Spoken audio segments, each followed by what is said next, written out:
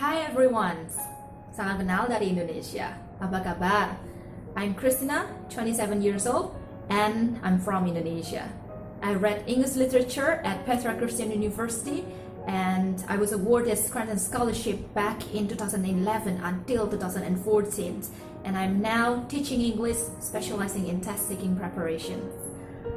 I can say that I'm forever thankful for this opportunity I had last July when I became one of the participants of Scranton Ihwa leadership programs at Ihwa Women's University in Seoul, South Korea. So I have learned a great deal from this experience, valuable lessons from these other aspiring female leaders all across Asia, which I very much like to share with you all in this video.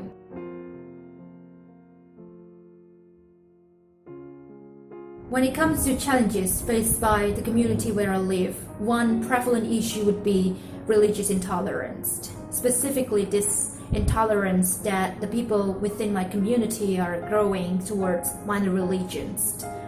In Indonesia, for example, where almost 90% of the populations are predominant Muslims, the belief that these people carry in both political and social aspects lies most profoundly upon Islamic teachings. And it is so saddening to learn that this problem with intolerance have been growing in the past few years to the extent that they got really extreme. I can still recall this bombing incident that took place just last year in Surabaya, which is also the city where I'm living now. So I happened to live in a boarding house across the bombing site, and in the first 2 months we lived in fear of any other possible terrors. It took us almost a year or so to feel safe again and get back to our normal life. But the people surrounding the area, especially those who are Christians and Catholics, were still so much affected by this incident, both psychologically and mentally. One solution I can come up with is social media. It can be used as a powerful tool that allows a more widespreading outcome. So active social media users, such as young people, can somehow spread these encouraging messages and voice out their awareness towards sensitive issues such as Islamophobia in a creative and thought-provoking way, like posting videos on YouTube, using hashtags to express their concerns towards related topics. And let's not forget about taking part in a public speaking event like TED Talks, where it can bring together like-minded activists in solidarity, not in arguments, so that they can gain more support from people who are just as concerned with the same problems from all across the globe.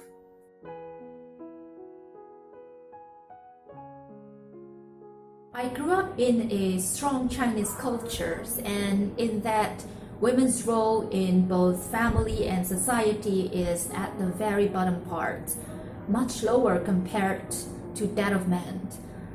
So besides customs regarding women's role, my life was made harder by some financial difficulties, during which time my parents even had to beg for financial support from other social-based organizations, and it's called the Wu Brotherhood. So the Board of Committee finally agreed to fund my study in high school. But to them, education, especially higher education, is not meant for women, because at the end of the day, I'm going to leave my family, live with a husband, and I will no longer carry my family's name. So receiving such financial supports had put me in a stronger bond of being indebted, and then I began thinking about not continuing my study in university. And I thought it was vital as a woman that I pay off all of my debt to this committee by letting them marry me off to a much richer family. But I was a bit rebellious at that time, and I so wanted to prove them wrong. So I promised my parents that I would somehow find another way to fund my study in university. So I decided to work part-time in the first 2 semesters of my study.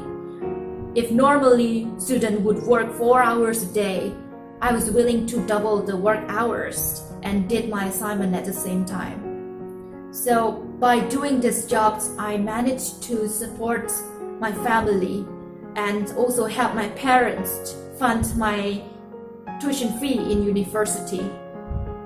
When my parents, especially my father, got a stroke and he could no longer work, I decided to apply for a second job as a writing assistant this time.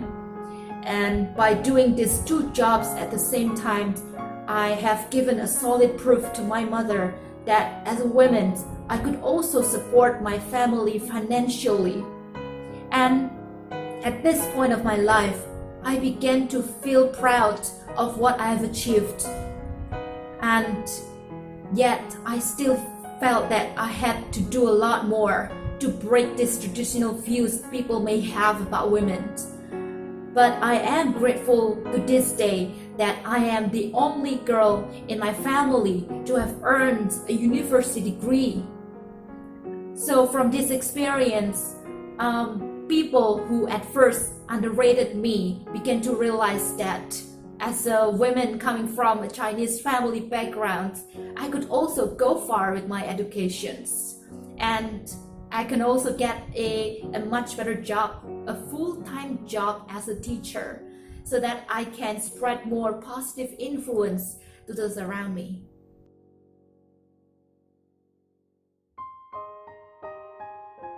To me, leadership is more than a title, or simply by being in charge. Leadership is honestly about learning, listening, and most importantly, applications. Leadership is the willingness to take an extra mile or two to do the right things no matter who's looking, to stay encouraged, and even to encourage others when times are hard. All of these are true, especially when we live in a predominant male society.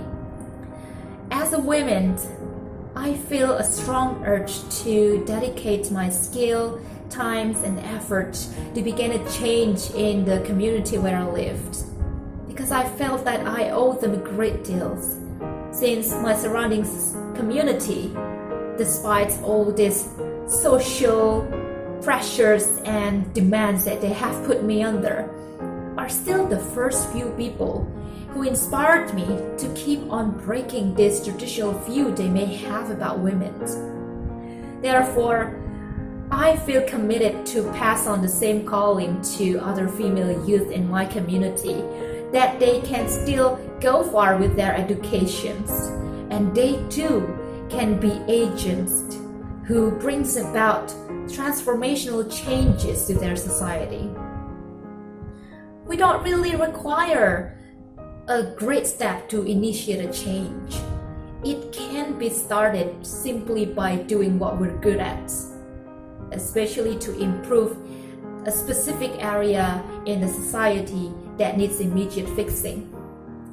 In my case, for example, I am passionate about education, especially this area of English language teachings.